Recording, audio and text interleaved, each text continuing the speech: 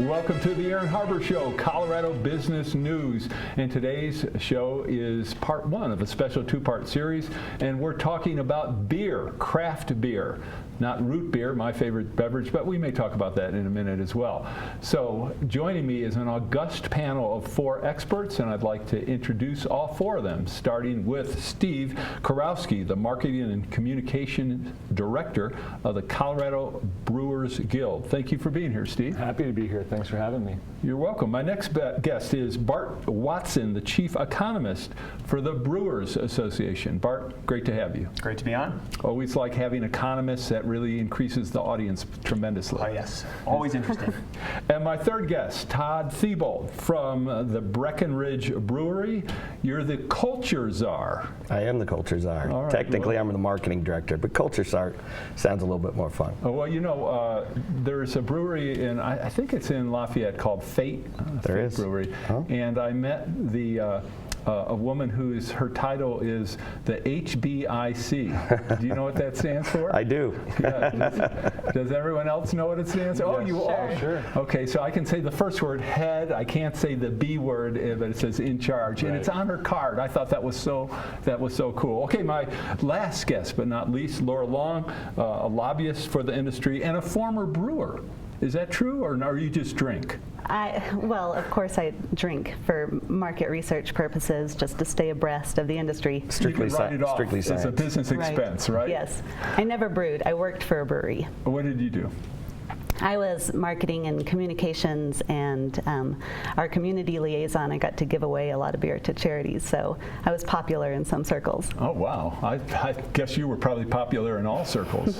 All right, let's start off with, Steve, I'd like you to talk a little bit about the term craft brewers and where that came from in the pre-origins, if you would. Sure. So I think what happened in the late 70s, early 80s, mid 80s, when these independent breweries were starting to flourish and do some meaningful things in the industry, there needed to be a different term for what these breweries represented rather than the global breweries and what was already happening. The term microbrew sort of started up, I don't think really with any intention. It was just denoting a small brewery, right? So it got to a point where microbrew didn't mean anything that was small, but we wanted to bring a description to the industry that really showed what was happening, that there was a craft going on, that there was an artisanal approach going on with these beers instead of a mass-produced thing. So the term craft got tossed around and just stuck. I think the Brewers Association is someone that really wanted to introduce that term and make that term what represented our industry versus micro. We felt craft was a better representation of what we do daily.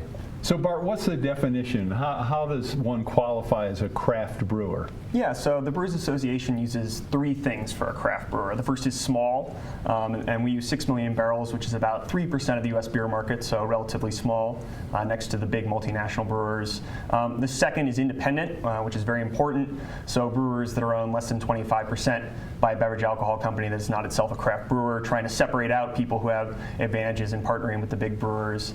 And then finally is traditional, and basically that just means you make beer, so pulling out other beer-like products, flavor malt beverages, ciders, things like that. And while we recognize that craft beer could be different in every beer lover's eyes, that really helped us to narrow down who we were trying to promote and protect, and who we were trying to measure when we talked about growth of the industry. One of the things that I've been impressed with, Todd, is the fact that craft beer sells for a lot more than most regular beers. I mean, it's almost, I guess the industry sells about what, 1/10 of the volume for the country, a little higher. I think we're up to about 20% right now. I think 20% of the revenue, but not of the actual beer volume. I don't know. Do you have any numbers? It was about 11% last year, so that's about 1 in 9. We're on pace for probably between 12 and 13% of volume this year. So, but dollar-wise, aren't you around 20%? Yeah, last year was 19.3% of final retail dollar sales, and that's increasing again this year. So we're definitely going to break the 20% mark this year. So, I mean, that's pretty amazing that your product, Laura, is, I mean, essentially it means it's selling on average for twice what the rest of the market. That's pretty impressive to be able to do that. How do you do that? Well, there are good reasons for it. For one thing, craft brewing, as opposed to what you might call factory beer, macro brewing, large-scale production, which is using mostly machines, we use mostly people. So we've got a lot of labor cost laid in, and our ingredients are more expensive, and we use more of them.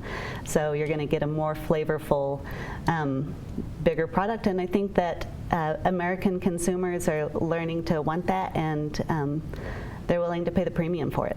Well, obviously. What's your take on that? And we're using quite a bit more ingredients, more high quality ingredients, and even crazier ingredients. For instance, one beer that we make is a beer we call Buddha's Hand, and it's made with Buddha's Hand fruit. And there's just a little bit of that fruit grown in the world, and we actually get our source from California, and we buy up that farmer's entire crop. So uniqueness of some of the ingredients also does drive that cost up a little bit. All right, now for disclosure, I should say I'm very biased towards the Breckenridge Brewery because it's one of the entities that Lee Driscoll manages, and when John Hickenlooper, of course, who was key in founding the Wynkoop Brewery, was running for office, I told him I was very unhappy he was running for office, for mayor, and he asked why, and I explained because then I lose my source of free beer. And he said, what are you talking about? That's a key part of my platform. So free beer for everyone. And Lee has honored that commitment, by the way, for years. So whenever I'm in need of a keg or two, Lee's always there for me. So please thank him for that. I sure will. Beer is a powerful thing. I think if you put a six-pack of beer, of craft beer on a table and a $20 bill on a table, people are going to take that six-pack of beer every single time. Well, given the pricing we've talked about, that's probably the right thing to do. Well, you talked about the different kinds of beer. I'm amazed at the number of breweries and the number of craft beers, but also is anyone keeping track of the flavors? How many flavors are out there? There must be hundreds of different flavors. Thousands? And sometimes that came up a couple years ago, and someone said, are there too many beers out there anymore? Are there too many breweries? And our brewery director, Todd Usry, actually had a great quote for that. And he related that to music, and he said, are there too many songs? Are all the songs been written? Absolutely not. There's a long way to go with music and song, and there's a long way to go with craft beer. All right, but That's great. Yeah, I loved it. Okay, but with a song, I can buy the song and keep it forever. With the beer, I'm not guaranteed if I like a certain beer that it's always going to be around, right? That's true, but there's always another beer out there. And I mean, one of the amazing things that American craft brewers have been doing is they've been doing, I like the music metaphor, variations on themes. And so they take a style, maybe a traditional style, and then they put their own spin on it. And so you're seeing, maybe every brewer in Colorado has an IPA, but they're all doing something different, using different hops, using different malt bills. And so it's pretty amazing to see the variations on different styles that people put out. We currently brew 3 IPAs. Did you say IPA? IPA, India Pale Ale. It's one of the most popular styles in the country right now. Excuse my ignorance. Yeah. Okay, so what does it mean if you brew an Indian Pale Ale? If one brewery brews one and another, are they going to be similar, or I assume they'll be different? Kind of depends on who you talk to. Well, Beer you judge clearly certification taste them program. all, so. Well, there are standards that define what a really? beer style is, but within that there can be just almost limitless variation.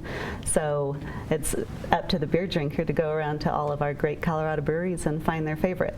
So and if it's not there next time, well, it's better to have loved and lost than never loved at all, right? Well, and the dominant really kind of flavor in IPAs is hops, and I don't know. Do anybody know how many different varieties of hops There's there over 100 varieties. Yeah, and think of hops almost like a spice into that, and you can mix them up different ways every single time. There's not just one pot of green chili. There's all kinds of different variations from family to family. So, Laura, when you talk about I didn't know there are standards for an IPA? For judging, what defines an IPA is going to be the range of alcohol by volume, the IBUs, International Bitterness Units, the God, original no, gravity and final gravity. It's all very technical. Wow. I've See, never heard now of- all of a sudden we sound smart that way. Yeah, or I sound dumb, or both. I don't know. All right, we're going to take a quick break. We'll be back to talk more about craft beer. For information on how to help promote civil and mutually respectful discourse and support expansion of the distribution of our programs, please email info@harbortv.com. Hi, I'm Aaron Harber, host of the Aaron Harber Show. For information about the program, who our upcoming guests and topics are, and ways you can participate, please go to our website. That's harbortv.com. And most of all, thanks for watching. I'm Mary Robinson, former President of Ireland. Hi, I'm Jim Cameron, Director of Avatar. I'm Christina Johnson, former Undersecretary of Energy. Hi, I'm Oliver Stone. Hi, I'm Mike Peters. I'm the creator of Mother Goose and Grimm. Watch the Aaron Harber Show. I would encourage you to watch the Aaron Harber Show. It's good fun. Watch the Aaron Harber Show because he's a really cool guy. Please watch the Aaron Harber Show, on which I do appear. I want you to watch the Aaron Harber Show. Grimmy watches it every day. I'm Aaron Harber, host of the Aaron Harber Show. You can follow the show on Twitter and find us on Facebook to get all the latest updates, see behind-the-scene photos, and make comments and ask me questions. You can see episodes before their TV broadcast, so like the show today. Your opinions, ideas, suggestions, and criticisms related to guests, topics, questions, or the host are welcome. Please send an email to producer@harbortv.com. Welcome back to the show. This is part one of our special two-part series on the craft brewery industry. Well, I don't like to use the word industry because that kind of sounds big. But let's talk about it. There are over 200 craft breweries in Colorado, and I guess actually you all were talking about that there are licenses for over 300. So a lot are being planned. It's clearly something people want to do. How tough is it to get a license? What do any of you know what you have to do to get a license? It's a multi-stage process, and I think some of these guys can probably back me up and add some more texture to it. But the first step is you have to apply with the federal government, the TTB. And that can be a very long process. I'm sorry, the TTB is Tax and Trade Bureau. Tax and Trade Bureau. Okay. It's all about taxes. I'm not even familiar. Yeah. Where is it? What is it in Treasury or? Used to be ATF. Oh, okay. Oh, okay. Now it's TTB, Tax and Trade. Oh, okay. Gotcha. All right. So, ATF I'm familiar with. Yeah, so this is a process that can take a potential brewer months. It could take 20 days in a perfect world, but I think generally we see something more like 6 months. I've seen it take up to a year or two with some fellow brewers. Okay, so you apply. How about, do you have to apply separately to the state, I assume? You cannot apply to the state until you have your federal license. Right. Okay. So that's the next step? Yeah, and then it is governed by state and local, so depending upon different regionalities, what you need to do, you'll need to go to the state and then possibly locally. Wow, zoning boards, and depending on the kind of license you're getting. A brew pub license, for instance, has even more regulations than a manufacturing brewery. Sure, because you're serving food as well. Food and alcohol. A manufacturing brewery can only serve the beer that they manufacture on site, whereas a brew pub could serve wine and alcohol and other people's beer along with their food requirement. Is there a trend towards doing, if you're going to do a brewery, to do a brew pub? Is that the favored route or not? No, I think the opposite. The trend is going into manufacturing breweries and having a tasting room, which in Colorado is a legal thing. You can't do that in all states. So to have a manufacturing brewery and the ability to sell your beer by the pint in your own tasting room without having a full kitchen, without putting your beer into a bottle or a can, very small brew systems, easy entry into the industry. That's what we're seeing. Little neighborhood breweries opening up and serving beer to their communities. And I mean, there are roughly what, under 4,000 breweries in the whole country, right? We just passed the 4,000 mark last week, so we're trending upward. Okay, now is that all breweries? That's all breweries. Including craft? Yeah, but 99% of those breweries would be covered under that craft brewery definition. And you have about roughly 7% or so are here in Colorado? That's a great question. We're approaching 300, so yeah, maybe a little bit higher than that, but which is disproportionately high, which would indicate Colorado's an attractive place to have a brewery. Why is that? What's so great about Colorado? Is it just because we all like to drink a lot? Is that? No, I would argue that Colorado has a very unique regulatory structure that has acted sort of like a greenhouse, an incubator for this type of business. We've been very friendly toward it. Our state legislature and other policymakers have well, I think part of it was accidental. We should go back. You know, after Prohibition in 1933, there were only a few breweries in the country, and they were big factory beers serving, you know, pre-Prohibition Pilsners, fizzy yellow beer is what we sometimes call it in the industry. And then it was up to every state after the end of Prohibition to set their own laws, and different people did it different ways. And the way it came out in Colorado was that to sell retail alcohol to go, like a liquor store, you could only have one license. So right now in the state of Colorado, we've got 1,600 independently owned liquor stores, which means there are 1,600 decision makers in the state getting to choose what they want to put on their shelves and offer to their customers. And because of that, I think that people were able to start out as really small breweries, to do these micro systems, to take out a second mortgage on their house and set up and get going and serve first just their very close community and the liquor stores right around them, and then as they grew, recapitalized those profits and were able to grow incrementally and spread out further into the state and now across the world, across the country and around the world. So one of the advantages, and that's an interesting issue that you brought up, which is the fact that in Colorado, the chain stores, like the grocery stores, are prohibited from, well, actually, the chain stores sell beer, and I assume they sell craft beer.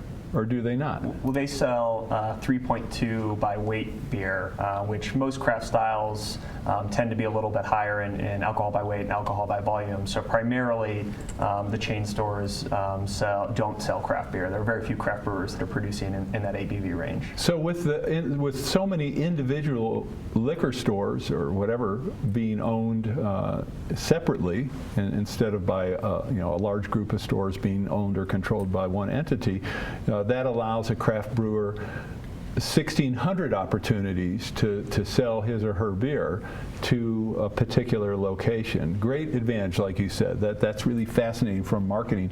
What if the larger stores, the chains, are allowed to have a license for all their stores? Would that help the craft industry, or would it hurt the craft industry? I'm sure this has got to be an issue you all are constantly discussing. So give me some different perspectives. We feel it would hurt it. We have this very vibrant industry that's doing very well in an independent system as we have now. Independent breweries, independently owned breweries doing business with independently owned liquor stores. It's a great marriage for small business. For chain stores that have this opportunity, I think the independent breweries would have a real difficult time playing big business ball with these corporations and these large chains. You can't walk into a grocery store, they don't have a beer buyer there, and sell your beer. You'd have to go to a corporate office in another state and do business. And that's not the way these breweries are used to doing it. They'd have to change their sales team and their sales strategy entirely just to deal with this change in the system. So we feel it's working great as is. Bart, as an economist, I would think the idea of having more market opportunities would be attractive. But they're different market opportunities, and certainly there would be winners and losers in a transition, but scale retailers are looking to do things at scale, and they're looking to do things at a scale that's beyond the production capacity of many of these local breweries. They're also looking to appeal to a broader demographic, whereas a local liquor store is going to think about their local market very minutely and target local breweries in that area and try to stock their products. So certainly there would be more opportunities for points of sale, but those might not mesh with the production profiles of many small breweries. Now, Todd, some brewers, though, some of the craft brewers have pretty significant production and I would think could easily supply 30, 40, 50 major stores in the state. Is that wrong? And wouldn't you all be able to do that? We could do that, certainly. We do have some particular beers and small batch beers that we probably wouldn't be able to distribute to some of the stores if they'd want it. So, out of, say, a chain has 230 stores, we possibly may not be able to hit all of those. And if you think about the smaller breweries, the nano breweries, the folks that are making a barrel or 7 barrels and they have maybe 20 cases of beer to sell, the grocery stores aren't even going to mess with it. That's just a little gnat flying around their head. They're not going to care. Right, right. Yeah, I think so. What you would see, I guess hypothetically, if grocery stores were to be able to sell full strength alcohol, there'd have to be a line that would be drawn between a brewery with a certain production capacity that could supply all of those stores and the breweries below that line. So I don't know if we have 10 or 15 breweries in the state that are already above that line, and I think that for them it would it wouldn't probably be a bad thing necessarily. It would change their customers. Instead of having 1,600 customers, they'd have essentially 4. But for everyone below that line, I think it would be hard for them to get into that game. And as we've talked about, that incremental growth in the pattern of brewery growth, where they're recapitalizing profits, buying some more equipment, growing a little bit, recapitalizing those profits, buying some more equipment, growing a little bit. Now you'd have to see huge investments of $1 million or more in order to scale up from the place where they are to the place where they would need to be. So I think that everyone below that line would probably stay there, below that line, and everyone above that line would continue to get bigger. Okay. So, I mean, it's a kind of a philosophical argument. What do we want to see happen to the beer culture in Colorado? And one more point on that. With the beer lover, your selection may not be, you're going to get those 10 breweries that in Colorado, you might get a variety of those on the shelf, but the rest of the other ones, these little guys that you really liked and you found in your local liquor stores, you're not going to have that variety that you've gotten in the past. So the beer lover, you love Colorado because the variety's there. We don't want to mess with the variety that's offered to the beer lover. But you'd still have those in those 1,600 stores. If they survive. Interesting. Okay, well, they seem to be doing well. All right, we're going to take a break, and we'll be right back. I'm Aaron Harber, host of the Aaron Harber Show. We depend on contributions to support our work to bring you some of the nation's and world's top opinion leaders. Individuals, businesses, foundations, and other nonprofits make tax-deductible contributions to the Democracy and Media Education Foundation to allow us to work for you. To find out more or to make a donation, please go to dmefd.org. Thanks for watching the show and for your support. I'm Aaron Harber, host of the Aaron Harber Show. You can follow the show on Twitter and find us on Facebook to get all the latest updates, see behind-the-scene photos, and make comments and ask me questions. You can see episodes before their TV broadcast, so like the show today. Your opinions, ideas, suggestions, and criticisms related to guests, topics, questions, or the host are welcome. Please send an email to producer@harbortv.com. Welcome back to the show. We're talking about craft beer and beer in general. One of the things that fascinated me was the variety of the amount of consumption of beer around the globe, based on country. But in the United States, do you roughly know how much beer per capita is? Bart, you should, I assume, as an economist, you should know this number. Roughly, how much do we consume? Yeah. So in the U.S., we consume roughly 200 million barrels of beer a year. A barrel is 31 gallons. That's the measurement unit we use in the beer industry. It dates from the Civil War. And in terms of 21 plus adults, we're at about a little bit over 200 million people. So you're getting about 30 gallons per person per year. Okay, would that be like 200 pints or?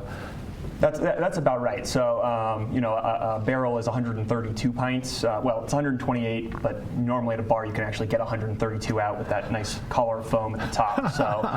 So, a little bit lower than that, but about 130 to 150 pints a year. And it really varies by state too. I mean, there's certain states like Colorado that are very much beer states that are much higher than that, and other states that aren't so much beer states that are much lower. Well, I was amazed that the average we saw was about the most recent numbers, a little over 150 pints a year per person, which I was impressed with in the U.S.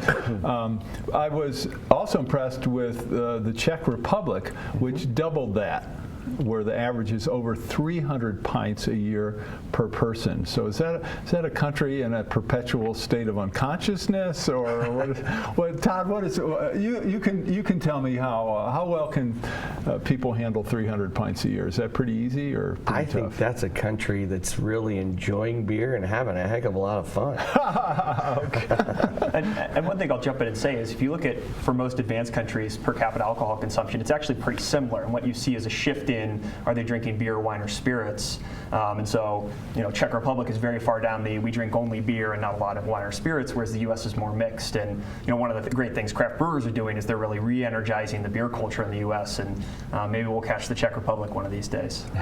Yeah, and I think I was surprised. Germany was like at 200 pints, and I was surprised they weren't. I always think of Germans and a big stein of beer, so I guess they're just a little bit ahead of us. But India, guess what the average per capita beer consumption in that hot country where you certainly would want to consume a lot of beer is? How many pints can pick a number per capita in India? 50. Let's say 100. Yeah, I'm trying to think of how many beers are even available in India. I'd say, he's 50, closer. 75. It's 4. 4. I think there's a big potential for the craft Is that our new market? industry with 1.1 billion people needing craft beer. You guys perk those ears up. They drink a lot of tea there. I think that you Do you have a beer tea? You have beer coffee, right? No. There Or are beers that have tea in it. You have a coffee beer, right? You have to have some way to make your water safe. So you can boil water and make tea, or you can steep it with some grain and throw in some hops and make beer. Let's not forget that it was beer that got us through the Middle Ages. Well, we would have all died. All right, final comment. I'm going to ask you each real quickly. I only have a minute left. I'm going to start with you, Laura. What's your favorite beer? Well, that's not fair. That's like asking what's your favorite It's a tough child. question. Yeah. For someone who works in the industry. Okay, today, protects them all. what's your favorite beer today? You can change. My favorite beer today. I can't answer that. All right, Todd, what's your favorite beer? I'm going to go more with style, if that's okay. Sure. I appreciate a lot of different styles in the oatmeal stout category. All right, Bart. I'll say whatever's fresh on tap at one of my 3 local breweries in Louisville. You guys are so equivocal. All right, give me a real beer. Come It's on. Oktoberfest season, so Oktoberfest style beers are the way to go. All right. Well, see, I get no recommendations from these people for specific beers, so I'm going to stick with root beer until they come. By the way, Lee also provides me with root beer. Yeah. You guys make root beer. Is that common in brewers? By the way, breweries? It's a pretty easy beverage for a brewer to make. So yeah, a lot of times. Yeah, I think they'll put it on tap. Specifically brew pubs, where families are coming in and enjoying a meal. Well, I gained 88 pounds when he gave me a keg of root beer, but we'll talk about that another time. All right, this is the end of part 1. Stay tuned for part 2 when we talk more about craft beer.